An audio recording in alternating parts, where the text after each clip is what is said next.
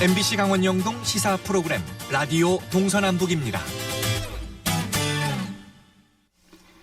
네, 얼마 전 민족문제연구소는 3.1운동 당시 함흥지방법원에서 근무했던 한 일본인 검사가 당시 만세운동으로 체포된 조선인들을 수사한 기록물을 공개했습니다.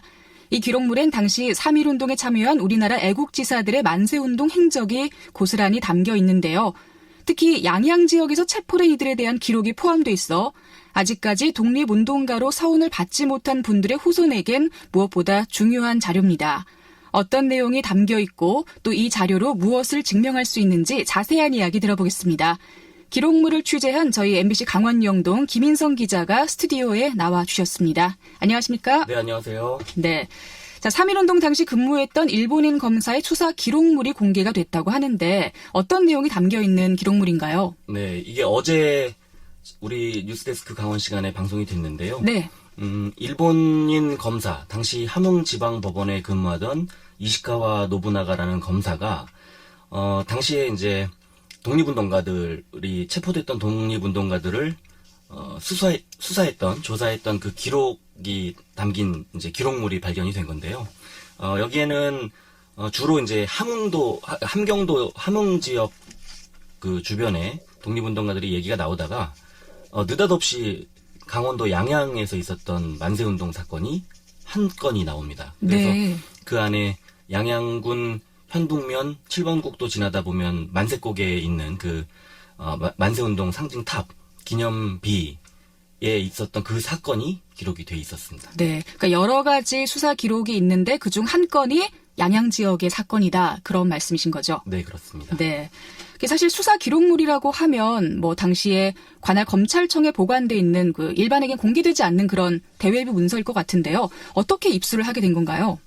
이 기록물은 이제 서울의 민족문제연구소라는 데가 있어요. 서울의 용산구에 식민지 역사박물관에 있는 민족문제연구소라는 데가 있는데 여기에 연구원들이 9년 전에 일본에 있는 한 고문서들 있는 고 서점가에서 우연히 발견을 했습니다. 아, 네. 그래서 들여왔는데 너무나 이제 한자어로 돼 있는 데다가 한자어와 일본어로 섞여 있는 데다가 이제 흘림체로 그 메모 형식으로 돼 있는 자료이기 네네. 때문에 가져와서 이제 분석하는데 굉장히 오래 걸렸고요. 9년 정도 걸려서 이 내용을 완전히 분석을 해서 올해 초가 아니라 지난달 초에 서울의 프레스센터에서 발표를 했습니다. 이 내용을. 거기에서 이제 저도 그 우연히는 아닌데 함흥 지역에 기록물이 발견됐다는 얘기에 제가 휴가를 내고 그냥 갔는데 네. 거기에서 강원도 양양 소식을 알게 된 거예요. 네. 그래서 이게 뭐지 하고 저도 이제 더 후속 취재를 하게 됐고 어제 보도로 이어지게까지 된 겁니다. 그렇군요. 처음에는 9년 전에 우연히 발견한 고문서에서 시작이 됐는데 이게 또 관심이 가는 게 이제 강원 동해안 지역 만세운동에 대한 내용이 담겨 있다는 거잖아요. 네, 그렇죠. 그 아까 말씀해 주셨지만 양양 기사문리 만세운동 참가자들 실명까지 기록이 돼 있다고 하는데 어떤 분들이 좀 언급돼 있나요? 양양 사건 딱 하나 나와 있습니다. 네. 함경도가 아닌 지역은 강원도 양양 사건이 딱 하나 나오는데요. 여기에는 이제 김창환이라는 분 외 구명 이렇게 제목이 달려 있고 네. 그 내용에 보면 전체 김창환 선생이라는 분과 그다음에 김재한 선생이라는 분 두 분의 독립운동가 이름이 나오고요. 그다음에 놀랍게도 이제 당시 체포했던 순사 2명, 일본인 순사는 2심 재판 판결문에 나와 있기 때문에 사실 알려져 있었어요, 기존에. 네. 그런데 조선인 순사, 조선인으로 우리 독립운동가를 체포했던 순사 네. 이름이 나옵니다. 이게 처음으로 나온 건데요. 김홍렬이라는 이름이 딱 등장을 합니다. 그래서 이렇게 3명의 이름이 나오는데요. 이게 이제 나중에 말씀을 드리겠지만, 사실은 그 1심 재판이 함경도, 지금의 북한 땅에 있기 때문에, 현재 우리가 알 수 없는 그런 사건인데, 실명까지 나오고, 또 양양에 우리가 만세운동 전적비 늘 왔다 갔다 하면서 보지만, 거기에 관련된 수사 기록이 나왔다는 점에서 의미가 있다고 할 수 있겠습니다. 그렇군요. 일단은 김창환 선생님과 또 김재한 선생님의 실명이 거론이 되어 있고요. 한국인 순사의 이름이 있다는 것도 굉장히 놀랍네요. 네, 그렇죠. 처음 나온 겁니다. 네. 그런데 또 우리가 그냥 생각하기로는 이런 수사 기록물보다는 재판 기록을 보면 더 정확하지 않을까 싶기도 하거든요. 지금 이 검사의 수사 기록이 왜 이렇게까지 중요해진 걸까요? 검사의 수사 기록이라서 중요하다기보다는 네. 사상 처음으로 나왔다는 그 점에서 중요하다고 볼 수 있는데요. 왜냐하면 강원도의 경우, 특히 강원도 영동 지역의 경우엔 당시 직제상 이렇게 독립운동을 한다든가, 그러니까 일제 입장에서 봤을 때는 사상범인 거고, 우리 입장에서 보면 독립운동가인 건데, 체포가 될 경우 수사를 받는 그 곳이 함경도 함흥이었습니다. 네. 그러니까 당시에 그 함흥에 함흥지방법원이라는 곳이 있고 그 안에 검찰이 같이 존재를 했고요. 그래서 함흥이라는 곳에서 존재를 했던 그 1차 수사 기록과 그다음에 1심 재판이 다 함흥에서 열렸고 그다음에 거기에서 징역형을 선고받을 경우에 함흥에 있는 함흥형무소, 당시 3.1운동 당시에는 함흥 감옥이었습니다. 네. 그 함흥 감옥소에서 징역살이를 하게 됐고요. 여기에서 이제 지금의 항소심, 당시의 복심으로 이어질 경우 경성복심법원에서 서울에 있는 경신복심법원에서 판결을 받게 되고 거기에 수감이 됩니다. 그러니까 지금 현재 강원 영동 지역에 남아있는 그런 역사적인 자료 또 법원의 판결문이라는 건 사실은 경성복심법원에서 나온 2심 판결문에 전적으로 의존하고 있었는데 네. 남북 관계가 좋아지면 혹시 어떻게 될지 모르겠지만 북한 땅에 있는 그리고 해방 이후, 광복 이후에 이제 6.25 전쟁으로 인해서 북한 지역의 폭격으로 이게 어떻게 됐는지 훼손됐는지 여부를 알 수 없는, 네. 전혀 알 수 없는 상황에서 우연히 일본에서 발견된 그 서류에서 우리 동네, 우리 양양 지역의 독립운동 그 행적이 드러났다는 게 굉장히 중요한 사료가 될 수 있어요. 그렇군요. 그리고 또 사실 이 선조가 독립운동가로 서훈을 받게 되면 또 후손들에게 뭐 이게 혜택이 중요한 건 아니지만 작지만 또 혜택이 있잖아요. 그런데 우리 집안 어르신들이 예전에 이렇게 하셨다더라라는 얘기만으로는 입증을 할 수 없기 때문에 좀 객관적이고 공식적인 입증 자료가 필요한 게 당연한 것 같습니다. 지금 이렇게 수사 기록물에 우리 김창환 선생님, 김지한 선생님 이렇게 이름이 딱 언급돼 있다면 후손들의 입장에서는 굉장히 기쁠 것 같아요. 어떤가요, 지금? 참 많은 이제 아마 이 울림이 있을 것 같아요. 네. 그 양양 만세운동으로 이제 투옥됐거나 또 징역을 살았거나 했던 그 독립운동가의 후손들이 여전히 지역에 살고 계시고 또 네. 지역에 우리 지역을 벗어났다 하더라도 이제 사시는 분들이 굉장히 많으신데 이런 자료가 있는지도 아마 모르실 가능성이 있습니다. 네.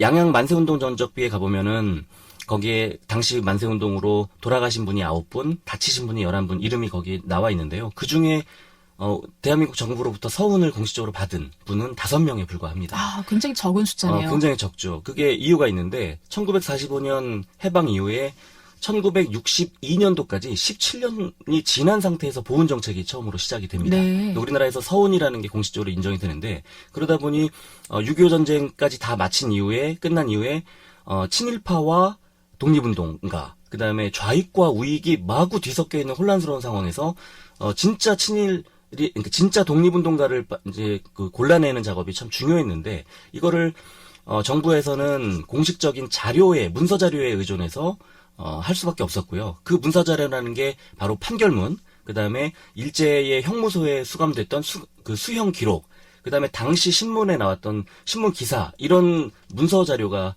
이제 중요한 역할을 했는데요. 서훈을 받기 위해서 중요한 자료를 했는데 영동 지역의 경우에는 조금 전에 말씀드린 것처럼 분단 이후에 함흥 북한 지역에 남겨진 그런 여러 가지 수형 기록이나 판결문이 다 북한 지역에 있었기 때문에 전적으로 항소심, 그러니까 당시 복심 판결에 의존을 했고 복심 판결문과 그다음에 경성 형무소, 서대문 형무소의 수형 기록에 의존을 할 수밖에 없었거든요. 그런데 문제는 그때 당시에 1심 판결이 끝난 이후 항소심을 제기하는 경우가 거의 많지 않았다는 겁니다.